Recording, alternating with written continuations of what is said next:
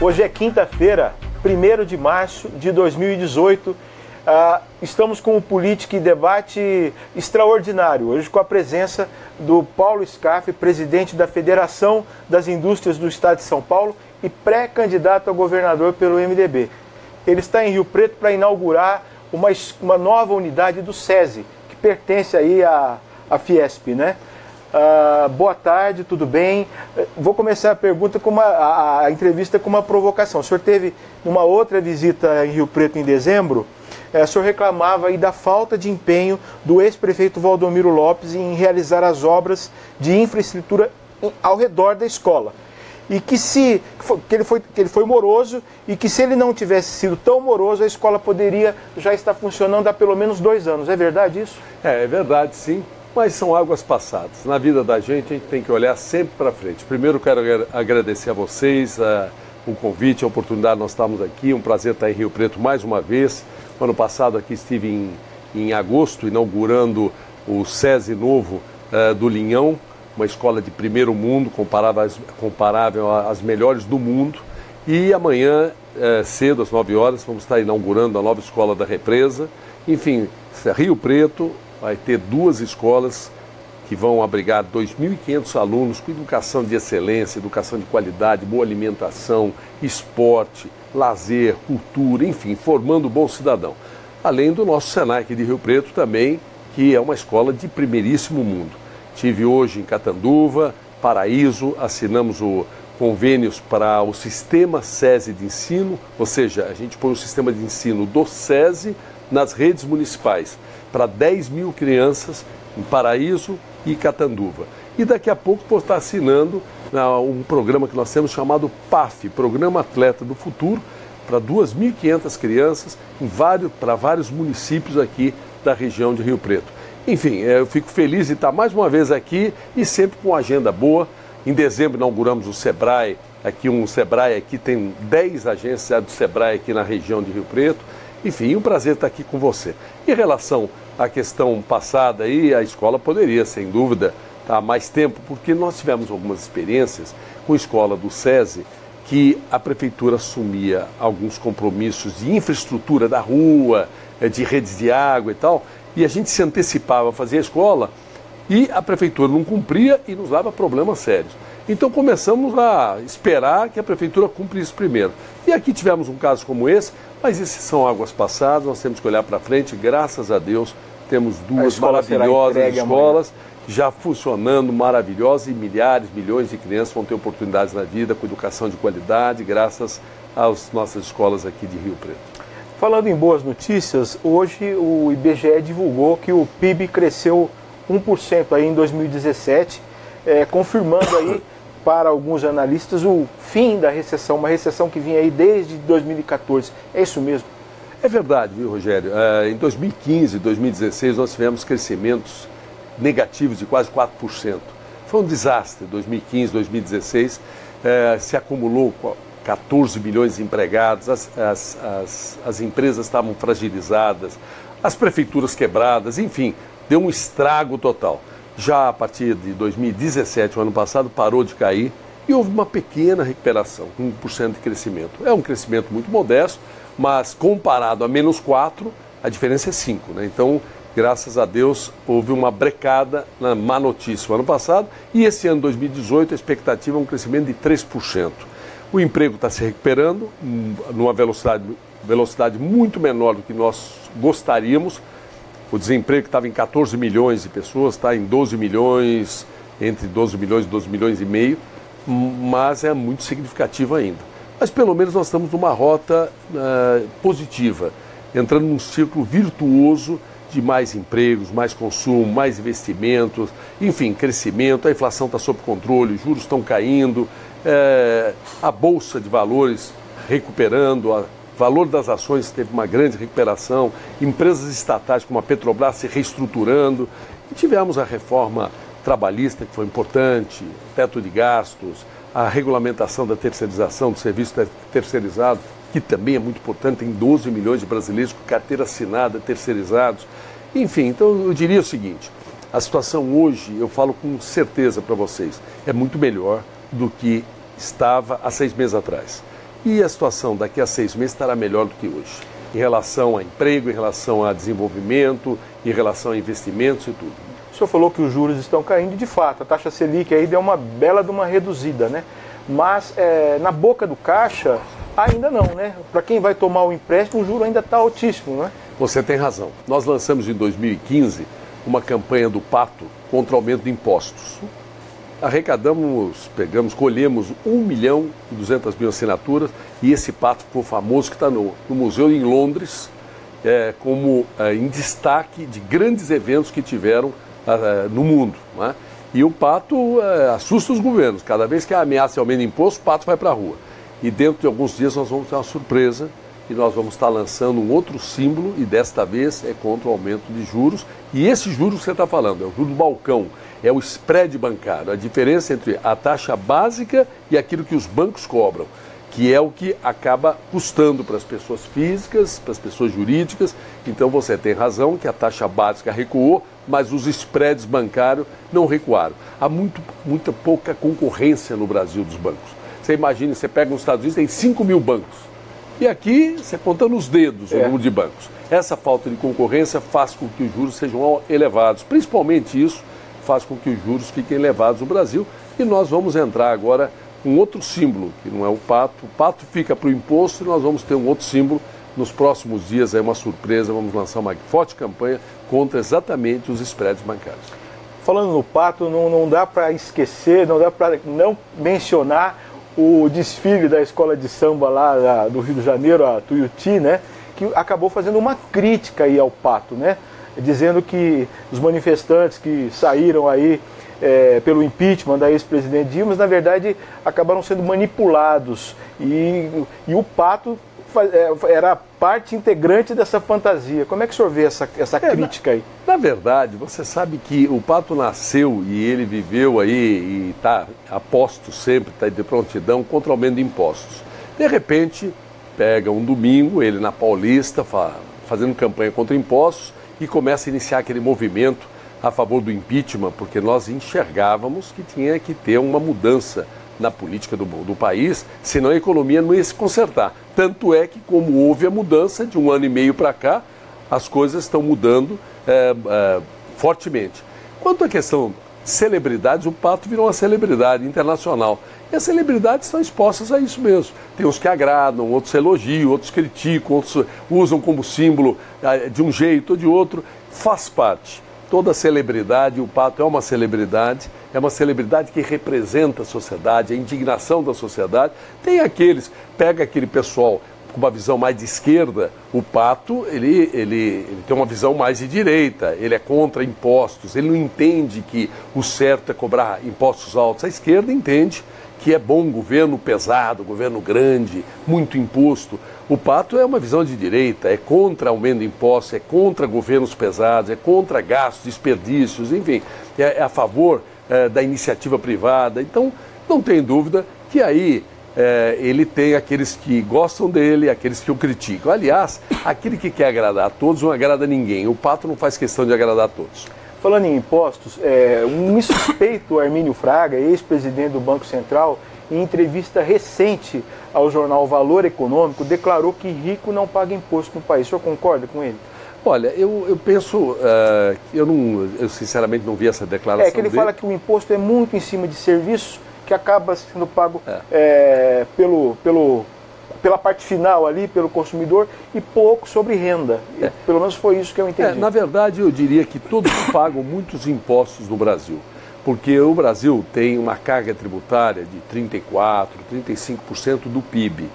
Imagine só, você tem um PIB de 6 trilhões, 34%, 35% de 6 trilhões, você tem 2 trilhões de reais de tatu, 2 trilhões de reais de arrecadação de impostos que as prefeituras, os governos estaduais, o governo federal arrecadam. Então isso significa que todo mundo paga muito imposto, todo mundo que paga. O que pode existir são informalidades, sonegação. Isso é crime.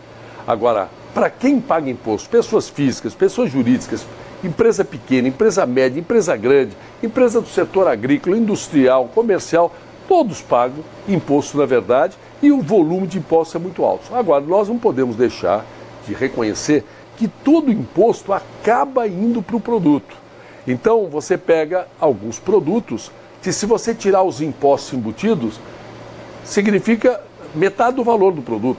Então, isso significa que aquele que compra, vai comprar, aquele que abastece o carro dele, ou vai comprar um carro, ou vai comprar uma geladeira, vai comprar uma televisão. Nesses produtos você tem 30%, 40%, até 50% de imposto. Então, lógico que o consumidor, que quem consome é o rico, é o pobre, o mais rico, o mais pobre, enfim, todos que consomem, na hora da compra, lá está embutido a grande carga tributária. Então, não tenha dúvida nenhuma que o sistema tributário brasileiro não é justo. Ele é um sistema, primeiro, a carga tributária é muito alta. Segundo, é caro para recolher, é caro para controlar, é caro para pagar, tem muita burocracia, tem muito imposto. Você pega empresas do exterior que, para cuidar da parte tributária da empresa, você tem 2 pessoas. O mesmo tipo de empresa no Brasil é normal você ter 20. Por quê? Porque é muita burocracia, muito engessamento, por isso que há uma necessidade de uma reforma tributária. Aliás, o Brasil necessita ainda 2 reformas importantes.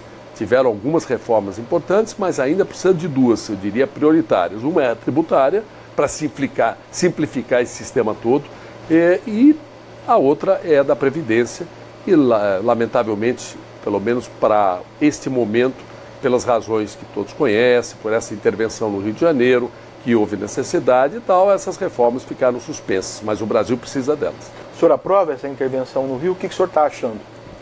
Eu entendo que a situação do Rio foi longe demais. Foi necessária, sim, a intervenção e entendo e acredito que há necessidade até de um endurecimento maior, porque houve uma intervenção, mas há uma dificuldade na questão da busca e apreensão e também do Exército ter poder de polícia.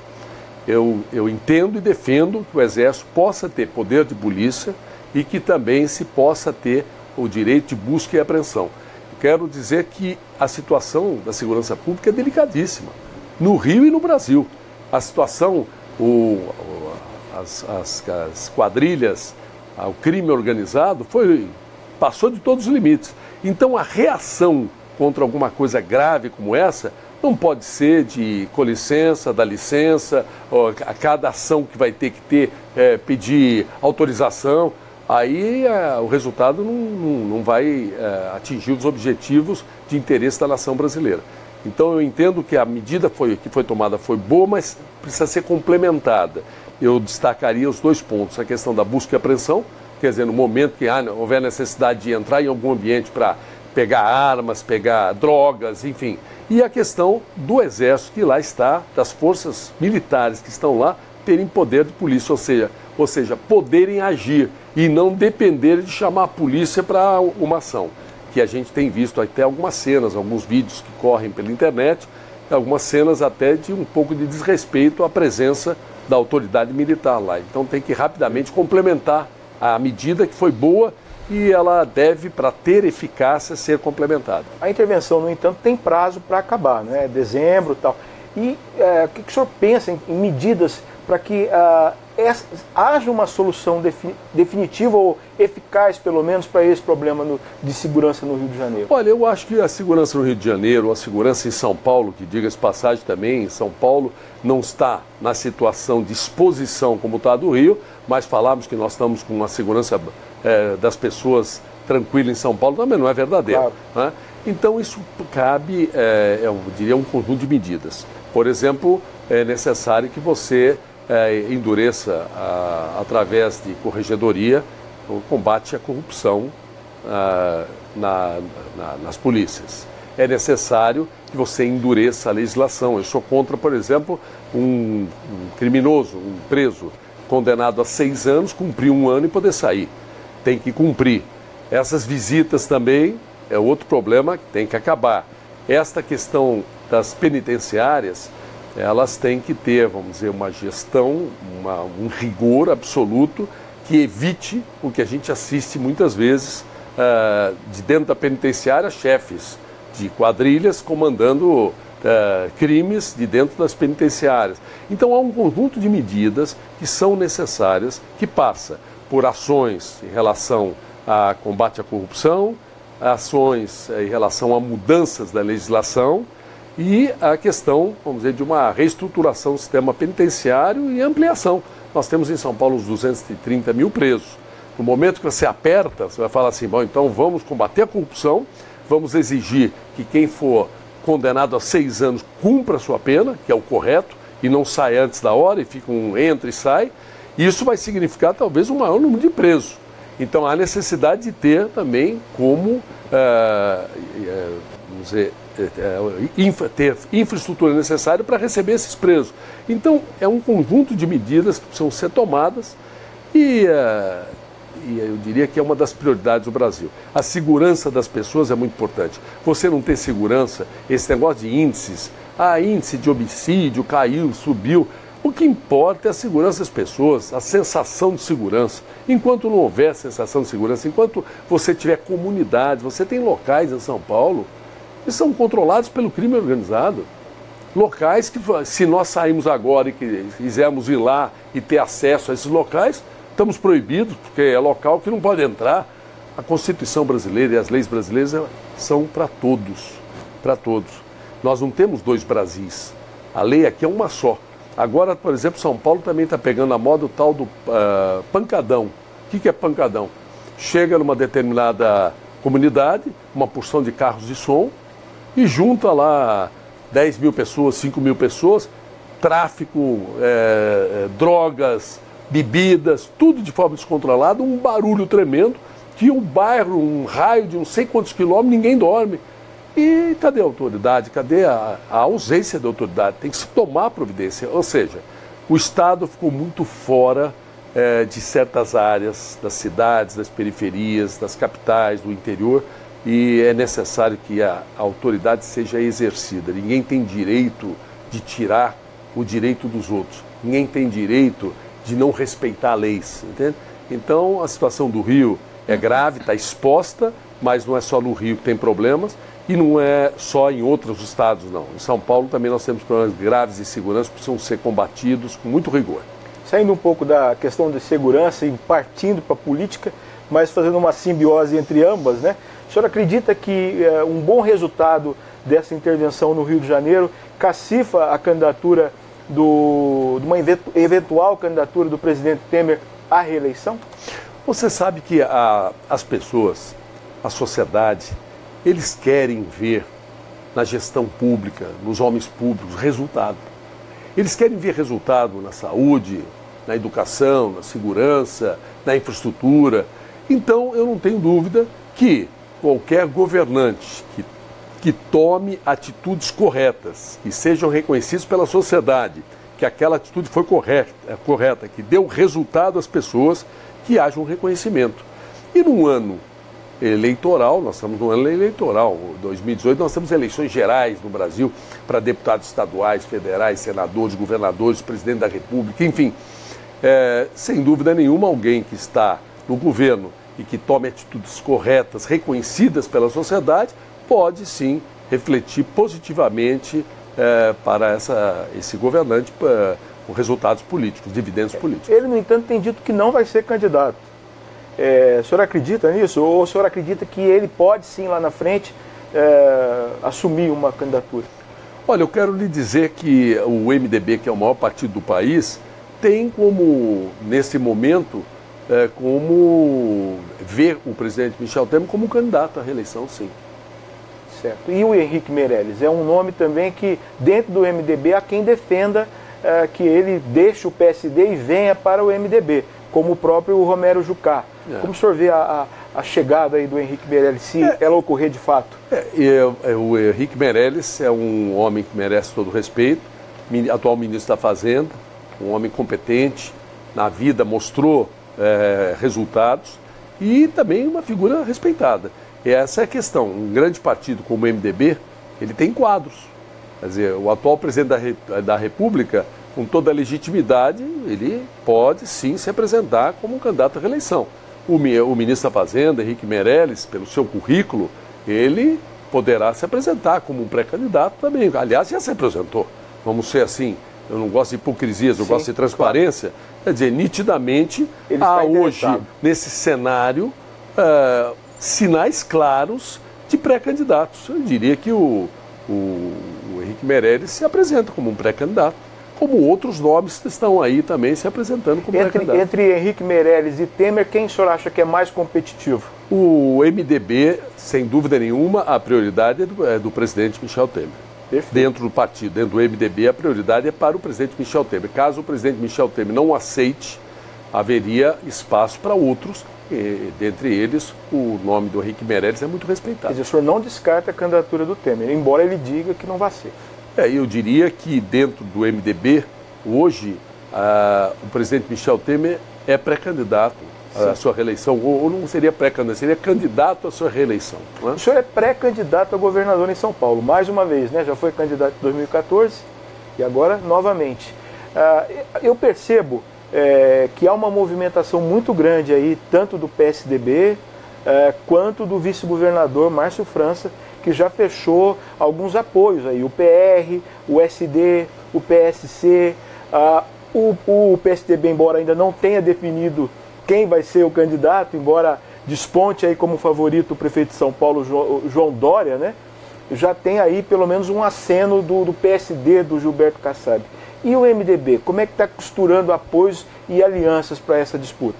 Bom, Rogério, como você lembra, em 2014 fui candidato, eu aprendi na minha vida a eu como ser humano tenho meus defeitos, mas a ingratidão não é meu defeito. Eu tenho, assim, sempre um dever de gratidão. Então, cada vez que toco nesse assunto, e lembra de 2014, eu tenho muita vontade, peço licença a você, agradecer a quase 5 milhões de pessoas que votaram, que depositaram voto de confiança em mim. Fui o mais votado do MDB do país e o segundo mais votado aqui em São Paulo.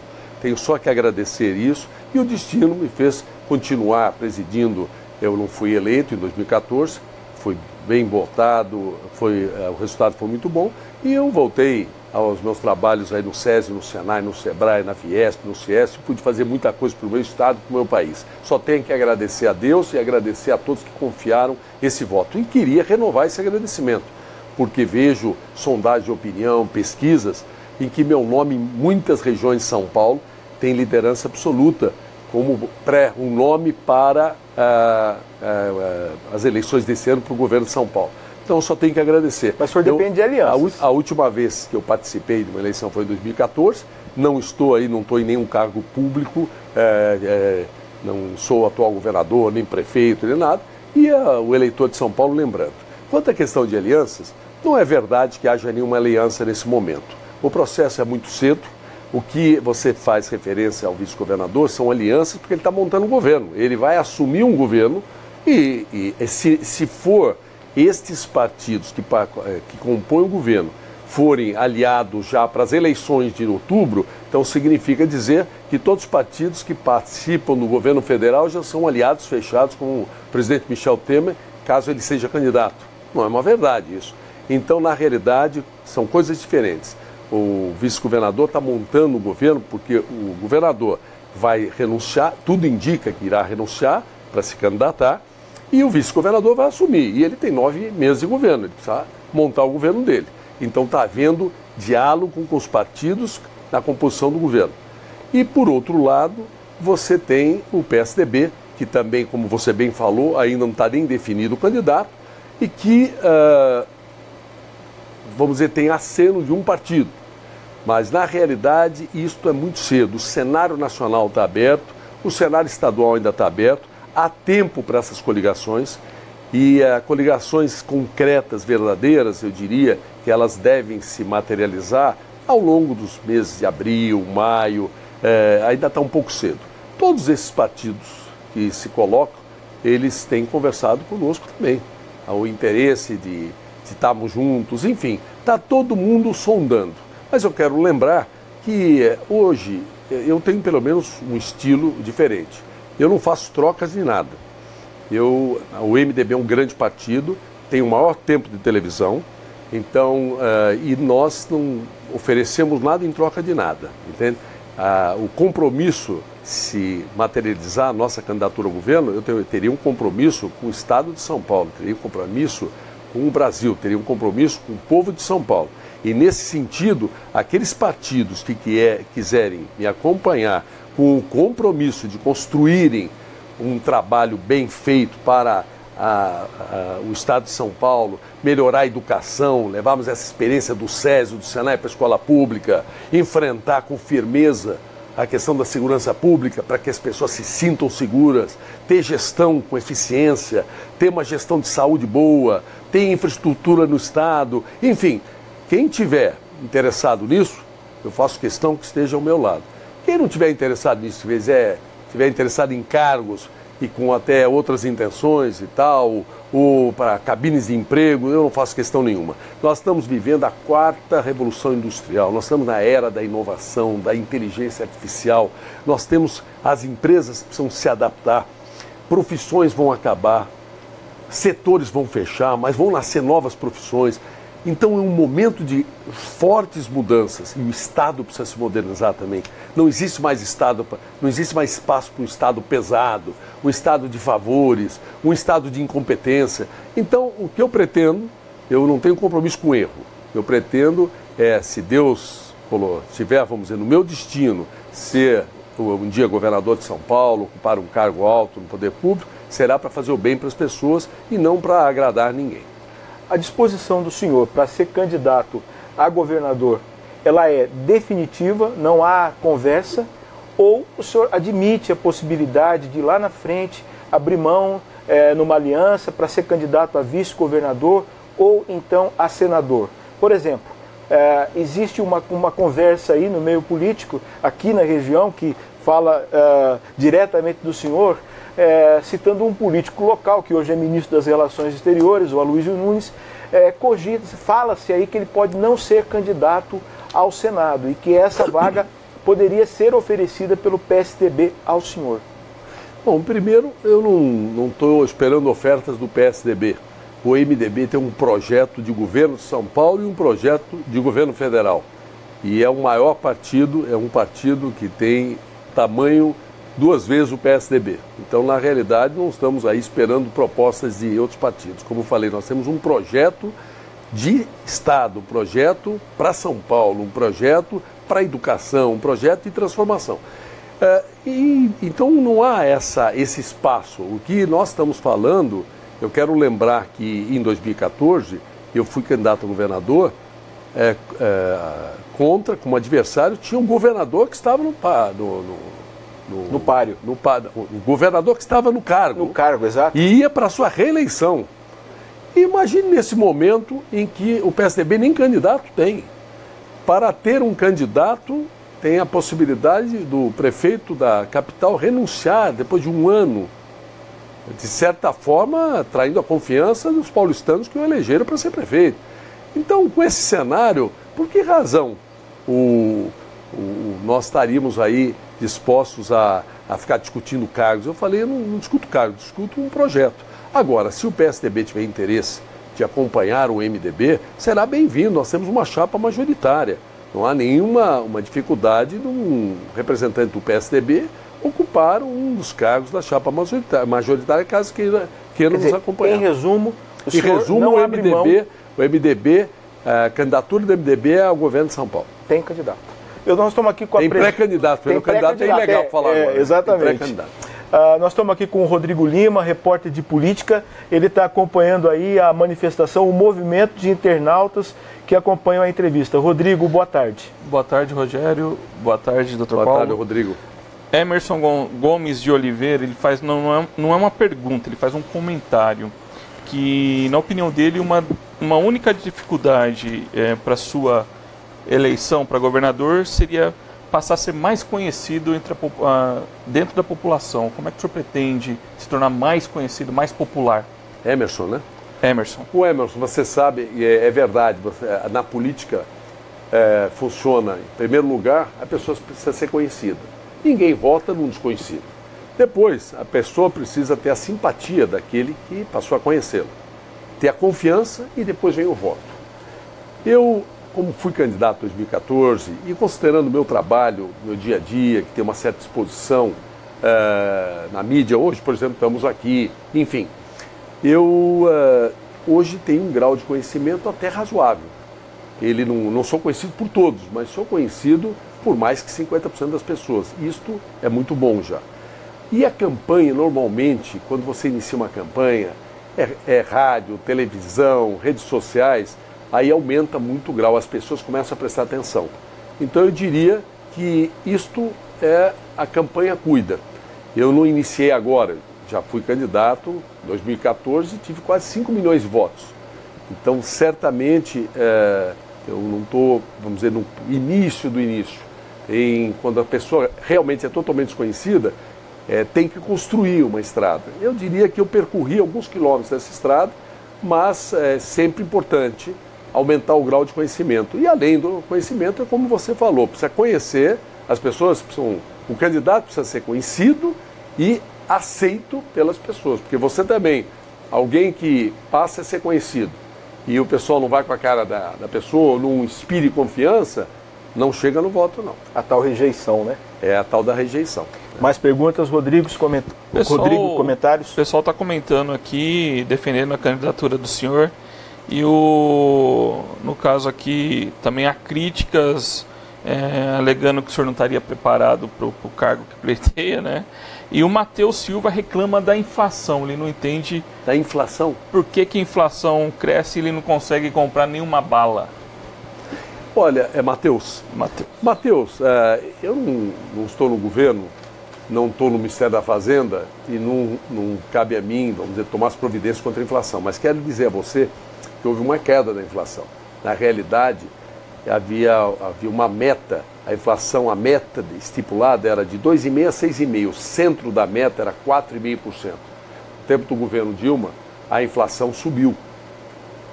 Nesse último período, no governo Temer, houve uma queda da inflação. A inflação ela está em torno de 3%, ela está abaixo do centro da meta. Então, nesse momento, se há uma coisa que está sob controle, é a inflação. É difícil você não ter inflação nenhuma.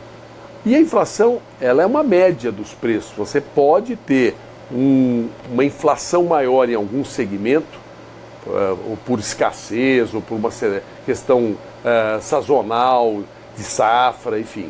E ter até preço menor em outro, uma inflação negativa. A média é que vira isso. Mas hoje a inflação está sob controle.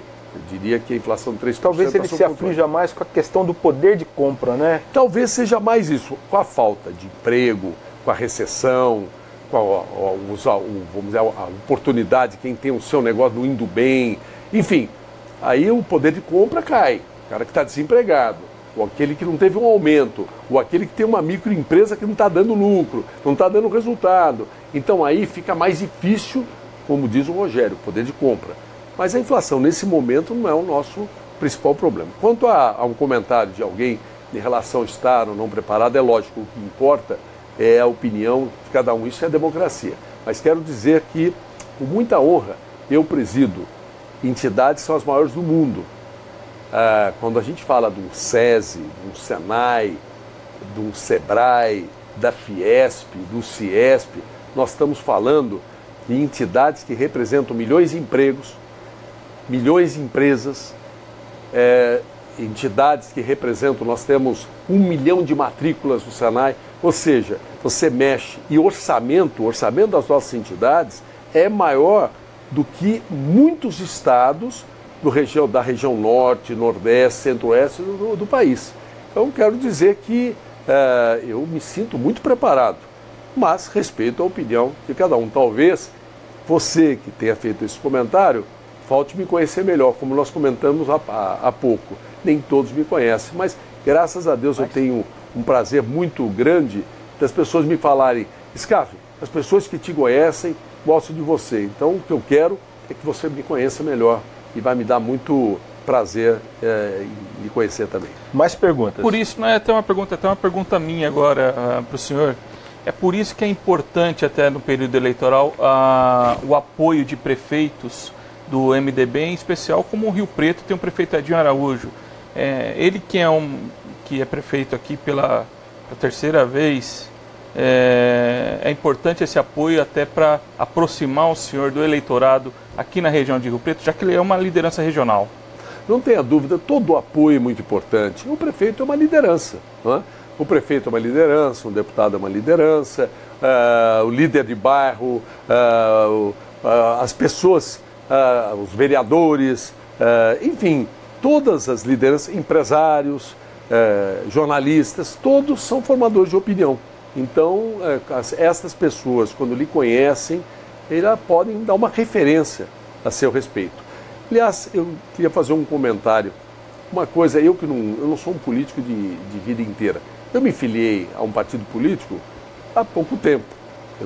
A minha vida foi uma vida empresarial, assumi a presidência dessas entidades todas e que eu me orgulho muito, porque eu fui um candidato de oposição e ganhei com 60% dos votos na Fiesp. Só que eu fui reeleito quase por unanimidade. Isso mostra reconhecimento de trabalho, isso que me orgulha muito. Mas, na realidade, o que eu senti na política e que eu recomendaria a todos esse ano, que é um ano eleitoral, é que todo mundo o eleitor gosta de pedir promessas dos candidatos.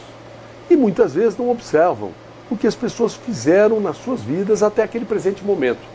Você sabe que no comércio, na indústria, é muito comum, quando você quer tirar referências de um cliente para dar crédito a ele, você não pergunta o que ele vai fazer no ano seguinte. Você quer saber o que ele fez até hoje, se ele paga em dia, se ele é sério, se ele tem um bom nome, se ele trabalha direitinho, se a empresa dele funciona bem. Aí você dá crédito a ele.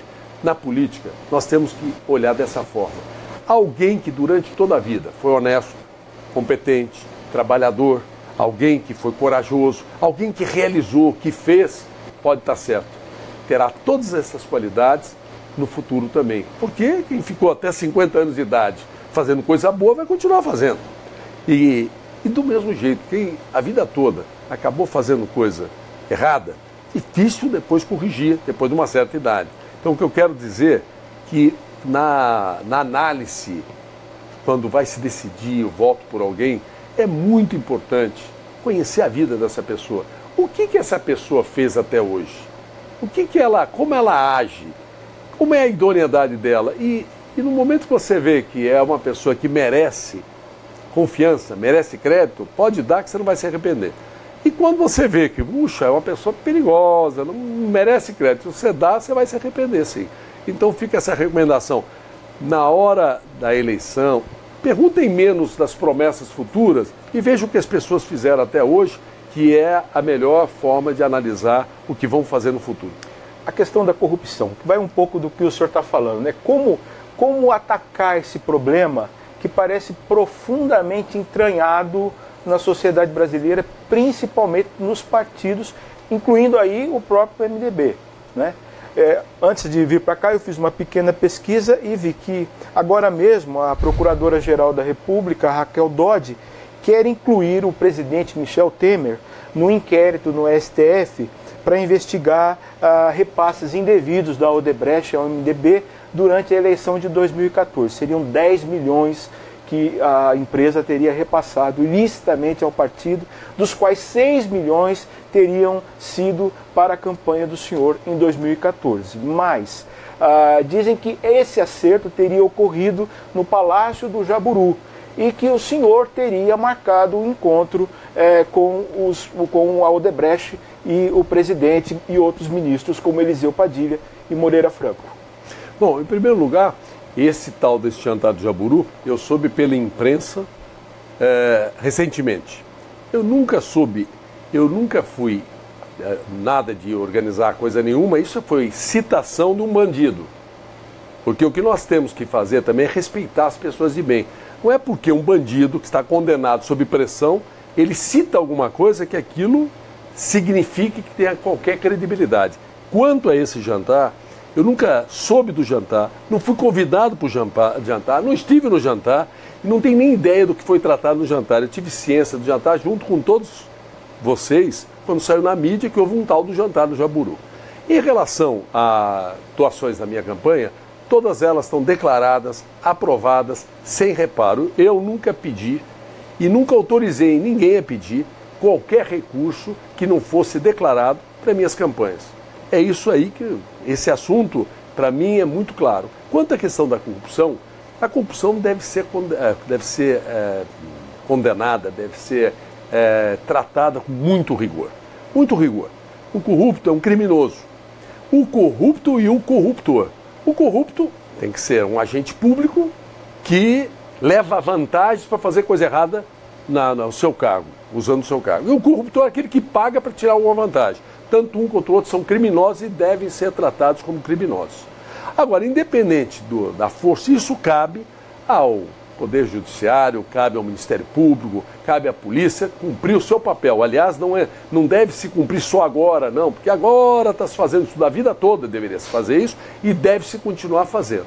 Agora, independente disso, é importante que se tenha controles, gestão, que se administre de forma que realmente as coisas tenham, vamos dizer, não digo burocracias, que a coisa tenha agilidade. Hoje em dia você tem muitas formas, vamos dizer, com boa gestão, de ter controle sobre as coisas. Não é? Hoje você tem nota fiscal eletrônica, você tem sistemas eletrônicos, você tem amarrações, então uma boa gestão evita. A oportunidade, costuma se dizer, a oportunidade faz o bandido. Quando você diminui a oportunidade, você já diminui os riscos. Agora, para aqueles que têm uma cultura de entender que entra no poder público, entra na política para tirar proveitos pessoais, está muito enganado. A política é a coisa mais bela do mundo para servir. A política significa servir. Quem quer trabalhar para si, fica na iniciativa privada. Quem entra no poder público, significa trabalhar para o público. E é assim que deve ser. Os maus costumes devem ser combatidos com o rigor da lei absoluta. Eu sou completamente a favor do rigor máximo para corruptos ou para qualquer tipo de criminoso. Porque o corrupto é um tipo de crime, mas também aquele bandido que assalta também é criminoso, o traficante também é criminoso. Então todos aqueles que não respeitam a lei tem que ser realmente tratado com todo rigor para todo mundo que faz coisa errada. Muito obrigado. Eu que agradeço. Conversamos então com o Paulo Scaff, presidente da Fiesp, pré-candidato a governador pelo MDB, que está aqui em Rio Preto por uma ótima notícia. Vai entregar uma escola aí que vai atender cerca de 1.000 alunos, né? Um investimento de mais de 30 milhões de reais. E vale ressaltar também que há pouco tempo ele esteve na cidade, há uns anos, 2 ou 3 anos, para entregar um outro presente muito bacana para a cidade, que é o Teatro do SESI, que é uma cidade tão carente de cultura, é um belo de um teatro. Nós tivemos o teatro, tivemos no ano passado a nova escola do Linhão, agora a escola da Represa. São 2.500 alunos do SESI, 5.000 matrículas do Senai e tudo mais moderno possível aí para ajudar aí e dar oportunidade a muitas pessoas na vida. Obrigado, Rodrigo Lima, valeu pela presença e valeu sobretudo pela presença de vocês aí que acompanharam a entrevista até agora. Muito obrigado e boa sorte para o senhor. Obrigado, Rogério, muito obrigado. Rodrigo, muito obrigado. Opa. E obrigado a você que nos acompanhou aí.